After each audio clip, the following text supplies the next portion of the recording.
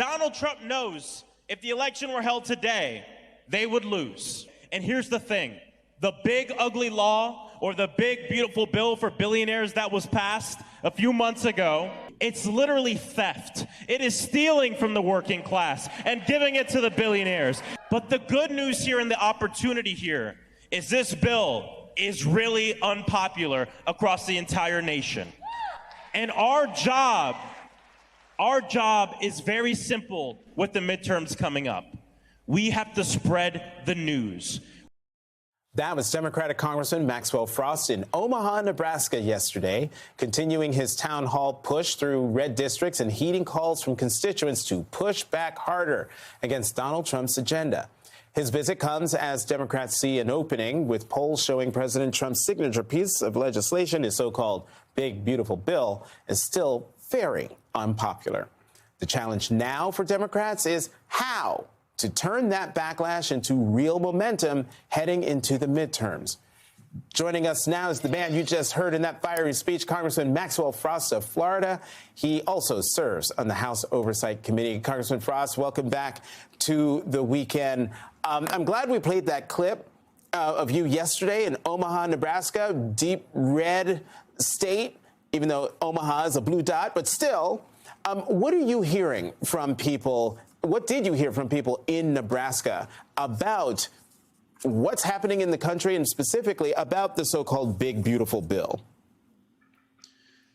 Well, as you know, we've been doing these across the country for about almost the last year, and I'm hearing a lot of the same things from an audience that has Democrats, Republicans, people who are completely disaffected with the system, and everybody in between. Afterwards, we always go out and do a rope line, talk with people one-on-one, and I hear the same things. Look, people are pissed off, they're fed up, but I'm always very interested in the conversations with people who had voted for Trump or people who are Republicans, because they're really starting, and they've been waking up for the last many months, right? From the big ugly bill. They're coming to your rallies. Were they there yesterday in Omaha? Yes. Oh, yeah. These rallies have both Democrats and Republicans at all of them. Usually they lean a little bit more Democratic, obviously. You're just so good.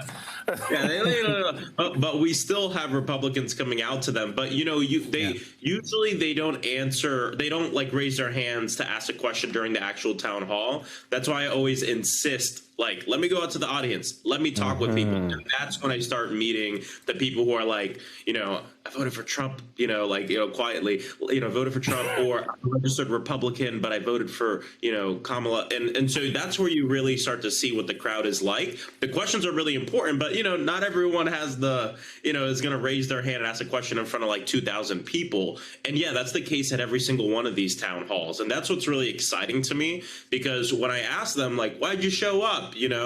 Most of the time they say it's because I was curious. I'm curious about what's going on.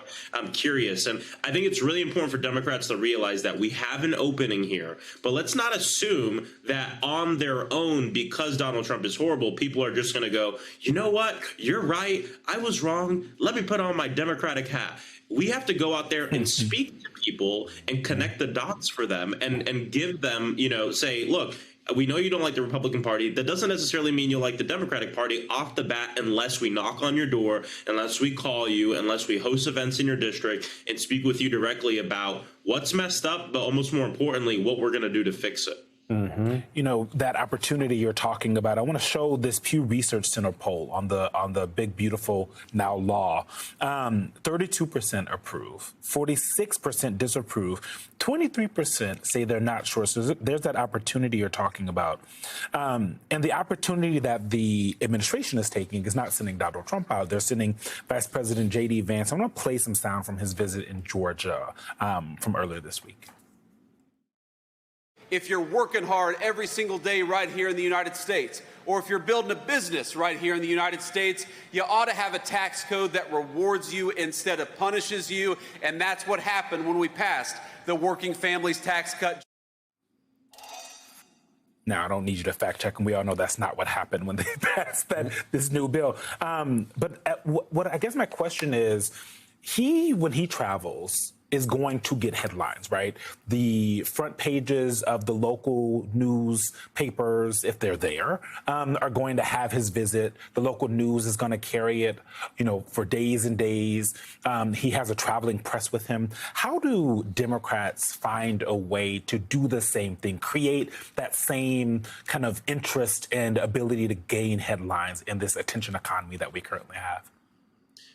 Well, I'd say two things. Number one, I mean, I'm not going to sit here and say I get as many headlines as the vice president of the United States, but when we do these town halls, you get more of the weekend showings. How about that? No, we get the weekend showings. But when we go to these town halls, it dominates the local news the next day. I mean, it is all over those local news stations. And so, like, across the country, not everyone might not see that coverage because it's hyper local. But I'll tell you, when I go to these districts, I am doing interviews with a stream of just local cameras, local people. So that's like, the cable and broadcast.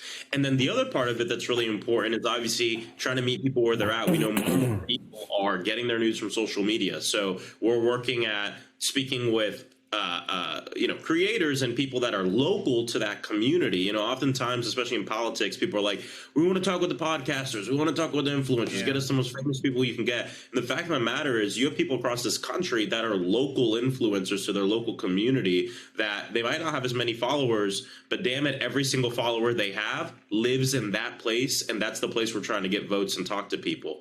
So, these are the different ways we can do that. But going there is so important. I would not be on the local news of Omaha, Nebraska, or the local news of Wichita, Kansas, really, unless I'm going to that place and giving an opportunity to speak directly to those reporters, directly to those cameras. So I'm not going to say we get the same amount of news, but we get a lot when we go, when we show up, and we need to show up.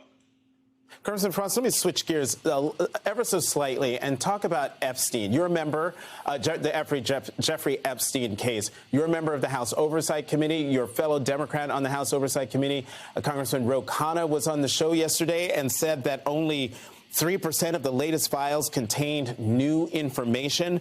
I would love your thoughts on that. But also, when you're in these red districts, do folks talk about the Epstein case at all?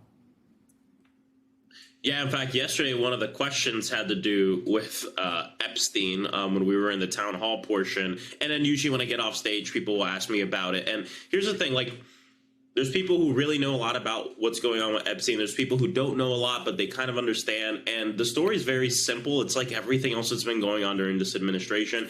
It's the ultra wealthy, the elite, the billionaires, the corporations getting away with things, having a different kind of tier of justice and not facing accountability. And whether you're Democrat or Republican or don't care about politics, that's something we are very familiar with as Americans. That's a very familiar thing. The rich, the elites getting away with things and not being held to account like it's been done for generations in this country. And Donald Trump is no different. It don't matter what the hell he says, it's the same as it's always been. And that message for me, when I speak with people, really carries. Sometimes we try to over-explain things. Sometimes we try to add more dots than there are to connect. The dots are right there, and this is a very familiar thing with people. And I feel like, especially as Democrats, we have the most popular agenda, and what we have to do is just kind of explain that to people. And when you explain it in a way that feels familiar for folks, they feel like, I connected the dots myself. I'm seeing what's going on myself, and that makes more of a lifelong voter than, someone that you're just trying to score political points with in a conversation. I'm never under the illusion. I think, I put myself back when I was knocking doors every day as a field organizer. I still knock doors, but when it was my job. And the way I test messaging is I always think, am I going to get the door slammed in my face? Or are the people going to stay there and are they going to talk with me on that Sunday morning about what's going on?